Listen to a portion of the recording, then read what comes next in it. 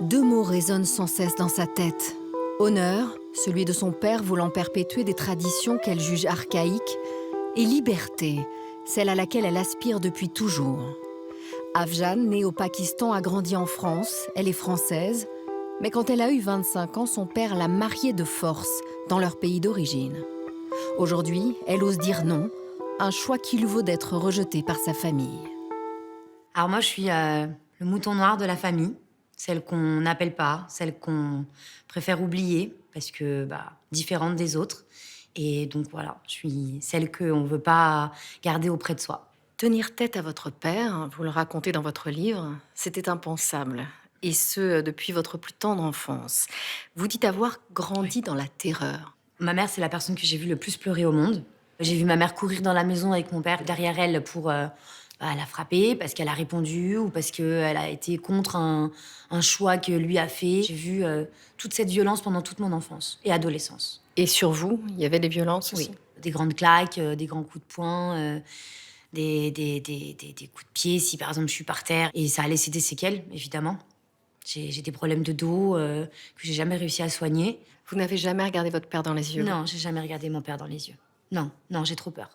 Vos parents sont pakistanais, musulmans, et votre père entend perpétuer les traditions de son pays, de sa tribu. Oui, alors la religion n'a rien à voir dedans. On est dans une tribu, c'est une sorte de caste des Rajputs. L'idée, nous, c'est pakistanais, Rajputs, musulmans. On se mélange pas avec d'autres castes. Et c'est la chose la plus importante dans notre vie. On grandit avec ça. Notre papa nous a mis toute notre vie dans notre tête, c'est attention à mon honneur. Faites attention à mon honneur. Il nous dit clairement, alors moi, c'est moi qui choisira votre mari. Vous avez interdiction de me présenter qui que ce soit.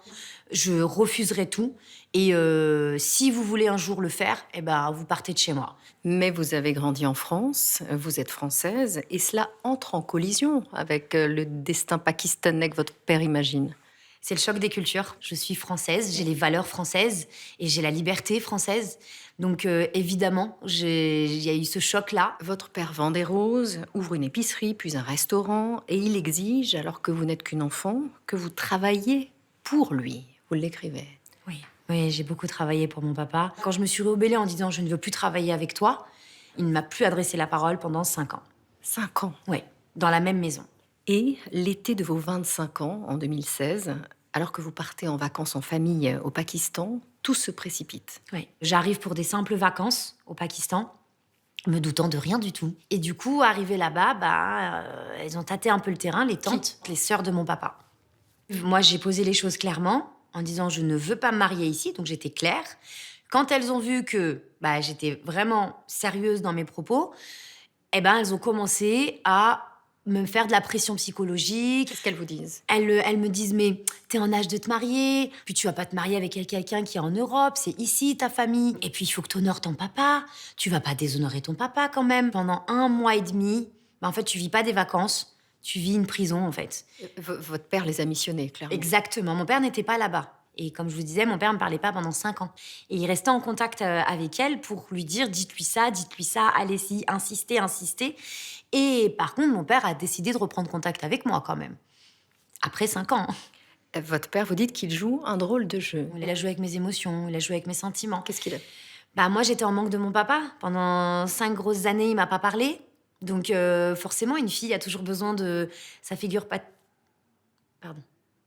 sa figure paternelle. Et du coup, quand tu l'as pas, t'arrives à un certain stade où tu te dis, mais peu importe ce qu'il me demande, je lui dirai oui, en fait.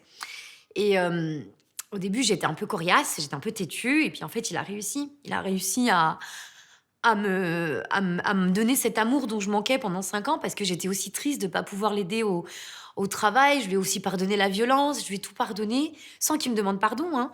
Mais dans mon cœur, c'était passé, quoi. Je me suis dit, c'est pas grave, c'est mon papa quand même. Et je peux pas lui en vouloir. Sauf qu'il m'a eu très gentiment. Il m'a eu quand tous les jours, il a commencé à m'appeler. Qu'est-ce qu'il vous disait? Il me dit, t'es ma fille, t'es mon amour, t'es ma chérie. Des fois, j'ai été dure avec toi, je le reconnais. Mais aujourd'hui, je veux que ça change. Et je sais que si tu te maries, ça va sauver beaucoup de choses. Ça va sauver la famille, ça va sauver l'honneur. Et puis toi, tu seras heureuse parce que tu auras enfin un mari qui va s'occuper de toi, qui va te rendre heureuse. Et tu vas me rendre fière, ma fille. Et en fait, c'est là où ça m'a complètement chamboulée. Tu vas me rendre fière. Et tu vas me rendre heureux. Je crois que toute ma vie, j'essaye de chercher son approbation. J'aurais voulu qu'il soit fier de moi. Qu'il me dise juste, peu importe tes choix de vie, je suis fière de toi. Et tu restes ma fille malgré tout. Et je reste ton papa et je reste ton plus grand protecteur et ton héros. Et je suis là, quoi. Je suis à tes côtés. Mais j'ai jamais eu ça. Et vous, votre mariage peut tout sauver. Vous finissez par le Ouais. croire. Je crois qu'à ce moment-là, je me dis, je serai la meilleure des filles de mon papa, il sera enfin fier de moi. Et tout ce que je veux, c'est ça. Tout ce que je veux, c'est qu'il me dise, ma fille, je suis fière de toi. En fait, votre mari est déjà désigné. C'est un cousin éloigné de la famille, du côté de mon papa. Il a 2 ans de plus que moi. Il était encore en études de droit au Pakistan. Cet inconnu, vous le rencontrez, mais pas seul. Non. C'est interdit de les rencontrer seuls, ne serait-ce que pour un café ou pour discuter en tête-à-tête. Non, il y avait ma famille tout autour de moi. Vous n'avez pas le droit de lui parler avant le mariage. Non, j'ai pas le droit de lui parler. Vous dites que vous êtes sous l'emprise de tous. Je suis sous l'emprise, exactement. On arrive à un moment donné où, en fait, à chaque fois que tu croises le regard de quelqu'un qui, pendant 1 mois et demi, il a fait son travail, il a toujours une main sur toi. Ils m'ont rendu complètement légume et j'ai plus cette capacité de réflexion, de discernement. À la fin de l'été, vous finissez par céder, par consentir à vous marier. Oui, j'ai fini par dire oui. J'ai accepté. Vous dites oui, la mort dans l'âme. Oui. Une fois marié, l'inconnu, devenu votre époux, reste taiseux et distant. Oui. Et vous allez découvrir pourquoi. Oui. J'ai découvert pourquoi au bout de certains temps. Il a été marié de force par son père avec moi. Et il n'a aucune envie de quitter le Pakistan. Il n'avait pas du tout l'envie de venir vivre en Europe. Et pourquoi est-il si compliqué de divorcer? C'est un déshonneur de divorcer. C'est un grand déshonneur. Pour lui comme pour vous. Oui, surtout pour la femme. Et au Pakistan, une femme ne peut divorcer que si l'un des hommes de sa famille se porte garant. Tout à fait. Il faut que ce soit... il y ait l'autorisation, en tout cas, d'un des hommes de la famille pour qu'elle puisse divorcer. Et votre père s'oppose fermement à ce divorce? Oui. Mon père refuse complètement le divorce. Et vos frères? Ils m'ont lâché complètement aussi. Ils étaient contre le divorce également. Votre mari étant au Pakistan, vous devez, en France, où vous êtes rentré, continuer à vivre chez vos parents? Oui. Oui, tout à fait. J'avais pas le droit de quitter le logement tant que j'avais pas un mari avec moi dans mon logement, quoi. Et pourquoi? C'est interdit. Pourquoi? Une femme ne vit pas seule. Et la vie chez vos parents devient infernale. Un jour, vous claquez la porte et vous allez payer cette liberté au prix fort. Hein. Oui, toute ma famille me rejette. Il vous faudra attendre 3 ans avant que votre mari, depuis le Pakistan, demande le divorce. Qu'il a fallu que lui, au bout de 3 ans, craque, parce que je pense qu'il voulait s'en séparer ou qu'il voulait se marier aussi ailleurs. Il a fini par envoyer un courrier et à ce moment précis, là-bas, il y avait un de mes grands-oncles qui m'a appelé pour demander une dernière fois « Est-ce que tu es sûre ?» J'ai dit oui. Et il a signé pour moi et voilà, et c'est terminé. Ce divorce a eu lieu il y a 4 ans. Oui. Et vous dites que jusqu'à aujourd'hui, votre père cherche à vous remarier? Oui. Oui, c'est ça, c'est le comble de ma vie.